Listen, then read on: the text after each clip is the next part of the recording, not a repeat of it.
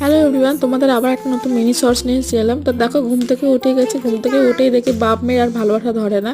তারপরে এদিকে দেখি কাজের কাকিমা চলে এসেছিলো। তারপরে এদিকে আমি রান্না বসিয়ে দিয়েছিলাম, আজকে হচ্ছে চিকেন।